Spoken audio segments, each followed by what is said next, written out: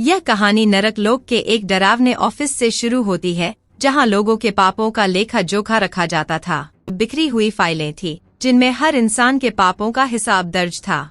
वहां के शैतान एक आदमी की फाइल खोलते हैं, उसके पापों को ध्यान से पढ़ते हैं और फिर बिना किसी झिझक के उसे आग की भट्टी में झोंक देते हैं। नरक के शैतान दिखने में इंसानों जैसे थे, लेकिन उनके सिर पर छोटे छोटे सींग थे जो उन्हें इंसानों से अलग बनाते थे। इस नरक ऑफिस में एक जादुई कलम थी जो अपने आप ही लोगों के पापों का हिसाब लिखती थी। यह कलम शैतान ल्यूसिफर के कंट्रोल में थी और वही इसे संचालित करता था। लेकिन यह कलम अमर नहीं थी। समय के साथ यह कलम घिसकर खत्म हो जाती थी, इसलिए प्रत्येक ऑफिस में दोबारा से एक नई कलम भेजनी पड़ती थी। ल्यूसिफर ने हर शहर के नीचे एक ऑफिस बनाया हुआ था और वह एक जादुई आईने की मदद से इन सभी पर नजर रखता था। एक दिन जब उसे पता चला कि एक ऑफिस की जादुई कलम खत्म हो चुकी है, तो वह चिंतित हो गया। उसे तुरंत एक नई कलम भेजनी थी। इस काम के लिए उसने अपने बेटे बोनिफेस को बुलाया। बोनिफेस बाकी शैतानों से अलग था। वह जादू में विश्वास नहीं करता था, बल्कि विज्ञान को मानता था, और यही चीज ल्यूसिफर को बिल्कुल पसंद नहीं थी। लेकिन इस बार ल्यूसिफर के पास कोई और विकल्प नहीं था। उसने अपने बेटे को एक नई जादुई कलम लेकर जाने का आदेश दिया। जाने से पहले ल्यूसिफर उसे एक लाल जादुई बॉक्स देते हुए कहता है, यह बॉक्स तुम्हारी हर तरह की मुसीबत में मदद करेगा। ल्यूसिफर अपने बेटे को हिदायत देता है कि इस बॉक्स को इंसानों से छिपा कर रखना। वह बहुत ही चालाक होते हैं और तुमसे बॉक्स को छीन कर ले जाने की कोशिश करेंगे। यह सब सुनने के बाद बोनिफेस एक नरक की गुफा से निकलकर इंसानों की दुनिया में आ जाता है। इसके बाद हम स्लिम नाम के एक आलसी और नक्कारे दर्जी से मिलते हैं, जिसने अब दर्जीगिरी छोड़ दी थी। जब भी कोई ग्राहक कपड़े सिलवाने उसके पास आता तो वह बहाने बनाकर उसे लौटा देता और काम करने से बच जाता। लेकिन असल में स्लिम का ध्यान सिलाई में नहीं, बल्कि खजाने की तलाश में था। वह जंगल में एक गुफा के अंदर सोना खोजने में लगा हुआ था। उसके पास एक पुराना मानचित्र था जिसमें कई स्थानों पर निशान लगे हुए थे। इसी नक्शे के सहारे वह एक अंधेरी गुफा में दाखिल हुआ और वहां चुंबक की मदद से सोना खोजने की कोशिश करने लगा। लेकिन उसकी किस्मत बहुत ही खराब थी। उसे सोने के बजाय बस एक घोड़े की नाल मिलती है। यह देखकर वह निराश हो गया और गुफा से बाहर आ गया।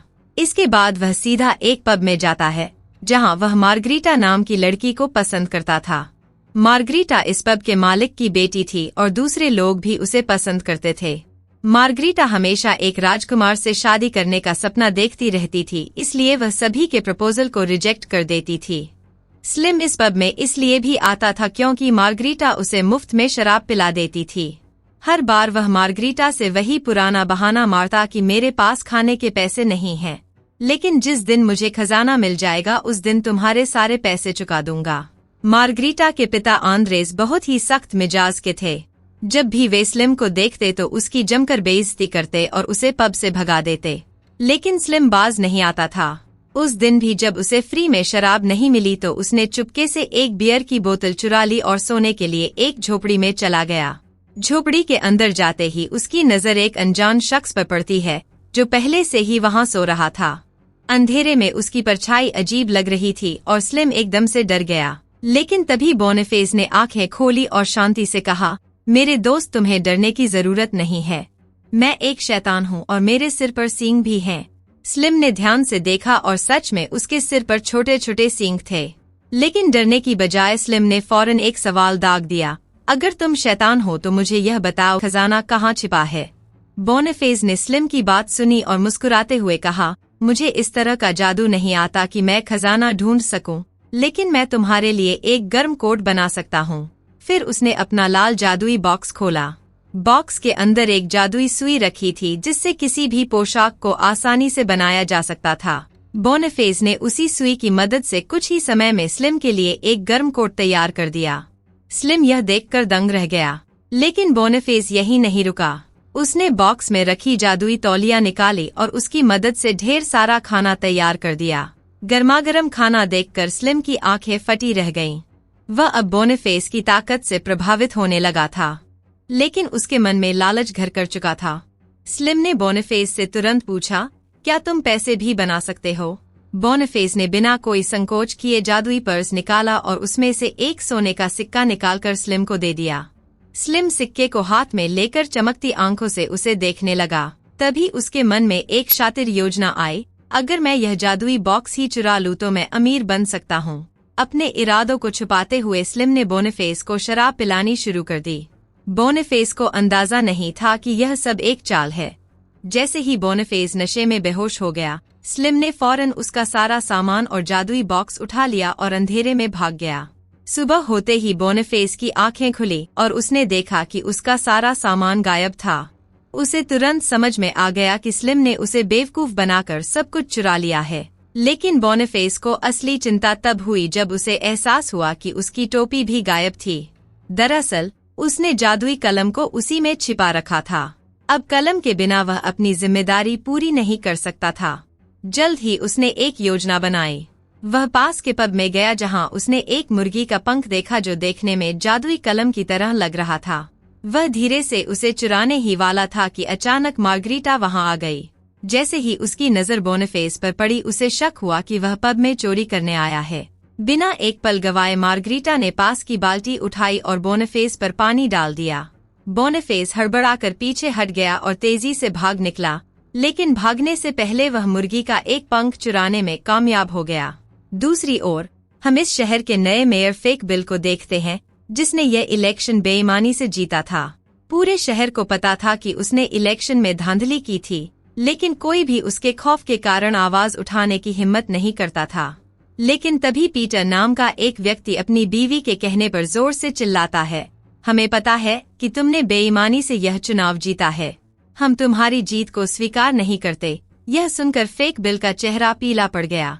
उसे डर था कि अगर लोग एकजुट हो गए तो उसका राज खतरे में पड़ सकता है। लेकिन वह एक चालाक इंसान था।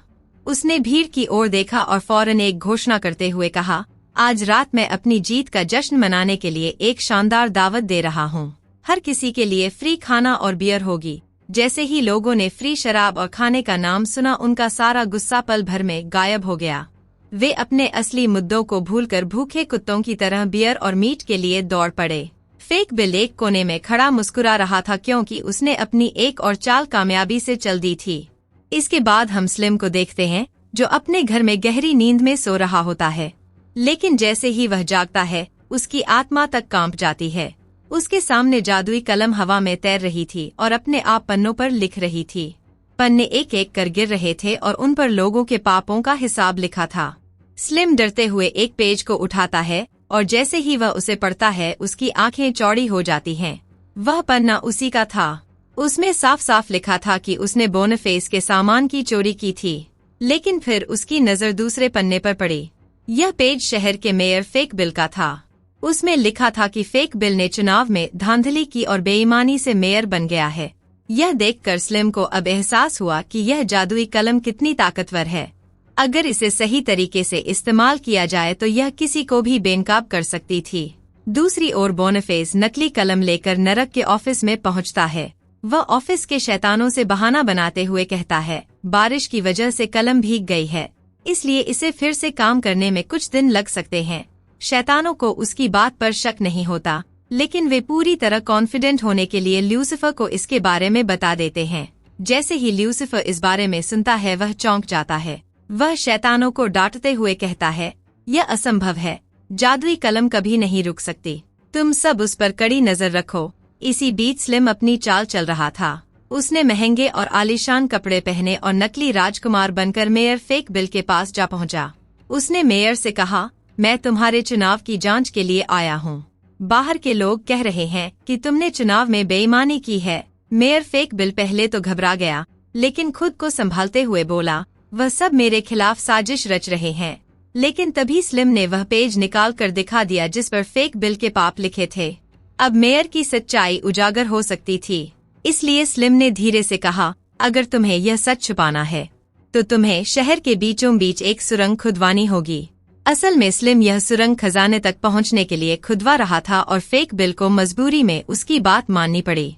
नरक लोक के ऑफिस में बोनीफेस को मार्गरीटा की फाइल मिलती है, लेकिन जैसे ही वह उसे खोलता है, वह हैरान रह जाता है। मार्गरीटा ने अब तक कोई भी पाप नहीं किया था। यह देखकर उसे पहली बार सच्चा प्रेम महसूस होता है। अगले दिन स्लिम और मेयर पीटर को बुलाते हैं। जो सबसे ज्यादा मेयर के खिलाफ था। वे उसे अच्छे कपड़े और स्वादिष्ट खाना देकर खुदाई के लिए मना लेते हैं। अब स्लिम अपनी साजिश को धीरे धीरे आगे बढ़ा रहा था। नरक लोक में हलचल बढ़ने लगी थी। शैतानी कर्मचारी जादुई कलम के अचानक रुकने से परेशान हो गए थे। वे बोनिफेस से कलम के बारे में सवाल करने लगे। बोनिफेस दोबारा से बहाना बनाते हुए कहता है, शायद अब शहर में कोई भी पाप नहीं कर रहा है। जब तक कोई नया पाप नहीं होता, तुम सबकी छुट्टी है। मैं ऊपर जा रहा हूँ ताकि तुम सब के लिए शराब लेकर आ सकूं। इसके बाद बोनिफेस पब की ओर जाता है। रास्ते में वह कुएं में एक जादुई गियर लगा देता है, जिससे पानी अपने आप खुश हो जाती है और उसे कुछ बियर देने के लिए पब के अंदर चली जाती है। बोनिफेस फूलों का एक गुलदस्ता लेकर मार्गरीटा के पास जाता है और उसे इम्प्रेस करने की कोशिश करता है। लेकिन ठीक उसी वक्त पब में मेयर फेक बिल अपने सैनिकों के साथ आ जाता है। वह अपने सहायक से ऐलान करवाता है, सभी नगरवासियों को सुरंग की खुदाई करनी होगी। आज से यह पब बंद किया जा रहा है और खुदाई की शुरुआत यहीं से होगी। यह सुनकर मार्गरीटा के पिता गुस्से में आ जाते हैं। वह सैनिकों पर हमला कर देते हैं, लेकिन तभी फेक बिल कहता है, तुम्हें आज से मेरे लिए खुदाई करनी होगी, वरना तुम्हें जेल जाना पड़ेगा। यह सुनकर मार्गरीटा के पिता मजबूर होकर खुदाई के लिए तैयार हो जाते हैं। मेयर स्लिम की चाल को आगे बढ़ाते हुए मार्गरीटा को एक गुलाब देकर कहता है, राजकुमार ने आपको महल में बुलाया है। इसके बाद पब को बंद कर दिया जाता है। बोनिफेस के ऑफिस में न आने की वजह से सभी शैतानी कर्मचारी भी ऊपर आ जाते हैं। पब में घुसकर शराब पीने लगते हैं। दूसरी ओर जब मार्गरीटा महल में स्लिम से मिलती है तो वह गुस्से से तिलमिला उठती है। उसने पहले ही उसकी साजिश समझ ली थी। वह गुस्से में खाने की प्लेट उठाकर फेंक देती है। स्लिम उसे समझाने की कोशिश करता है, लेकिन मार्गरीटा उसे अनसुना कर देती है। उधर सुरंग की खुदाई शुरू हो चुकी थी। लोग मेयर के डर से मजबूरन खुदाई कर रहे थे। इसी बीच नरक लोक के ऑफिस में बोनिफेस अपना जादू दोबारा सीखने की कोशिश कर रहा था, लेकिन भूलने की वजह से वह कुछ भी सही से नहीं कर पा रहा था। वह हताश होकर सोचता है कि वह अपनी शक्ति वापस कैसे पाए। तभी ल्यूसिफर आईने की मदद से ऑफिस में संपर्क करने की कोशिश करता है, लेकिन उसे यह देखकर झटका लगता है कि ऑफिस में कोई भी कर्मचारी मौजूद नहीं है। वह समझ जाता है कि कुछ गंभीर गड़बड़ हो चुकी है, इसीलिए वह स्वयं धरती पर आने का फैसला करता है। उधर खुदाई में लगे पीटर को सुरंग खोदते हुए एक छिपा हुआ दरवाजा मिल जाता है। जब वह उसे खोलता है तो उसकी नजर नरक लोक के ऑफिस पर पड़ती है। वह इसके बारे में स्लिम और मेयर को बता देता है। जब वे नरक लोक के ऑफिस को देखते हैं तो उनकी आंखें चमक उठती हैं। वे वहां रखे सारे जरूरी सामान को महल में पहुंचा देते हैं। यही नहीं, वे शैतानों के कवच और हथियार भी चुराकर महल में छुपा देते हैं। दूसरी ओर ल्यूसिफर पब में आता है और सभी शैतानों को डांटना शुरू कर देता है। वह उनसे कहता है, किसी को हमारे नरक लोक के ऑफिस के बारे में पता चल गया है और अब हमारा सारा सामान भी गायब है। स्लिम को जैसे ही पता चलता है कि ल्यूसिफर अपनी शैतानी सेना के साथ महल पर हमला करने आ रहा है, वह तुरंत युद्ध की तैयारी में जुट जाता है। उसे यकीन था कि अगर वह चालाकी से खेलेगा तो जीत उसी की होगी। दूसरी ओर बोनिफेस मार्गरीटा को बचाने के लिए महल के अंदर जाता है। जैसे ही मार्गरीटा उसे देखती है, वह उससे अपने दिल की बात कह देती है कि वह उससे बहुत प्यार करती है। बोनिफेस भी सच्चाई कबूल करता है कि वह असल में नरक का एक शैतान है। बोनिफेस फिर एक सैनिक का भेष बनाकर मार्गरीटा के पिता को छुड़ाने के लिए जेल में जाता है। वह बड़ी चालाकी से जेलर को बहला फुसलाकर भगा देता है और उसके पिता को आजाद कर देता है। इसी दौरान बोनिफेस की नजर जेल में छुपाए गए उन शैतानी कवच और हथियारों पर पड़ती है जिन्हें स्लिम ने छिपा कर रखा था। उधर ल्यूसिफर और उसके सारे शैतान नकली सींग लगाकर महल में घुस जाते हैं। स्लिम चालाकी से उन्हें नीचे जेल में ले जाता है और वादा करता है कि वह उनके हथियार लौटा देगा। लेकिन तभी ल्यूसिफर की नजर जादुई कलम पर पड़ती है। यह देखकर स्लिम जेल का दरवाजा बंद कर देता है और भाग जाता है। स्लिम मेयर से कहता है, कल सुबह हम इन सभी शैतानों को फांसी पर लटका देंगे और इस मुसीबत से हमेशा के लिए छुटकारा पा लेंगे। लेकिन यह बातचीत बोनिफेस और मार्गरीटा सुन लेते हैं। स्लिम को जब साजिश की भनक लगती है तो वह बोनिफेस को पकड़कर दोबारा जेल में डाल देता है। लेकिन इस बार बोनिफेस को गुस्सा आ जाता है। जैसे ही वह गहरी सांस लेकर अपना जादुई मंत्र बोलता है, उसका जादू वापस आ जाता है।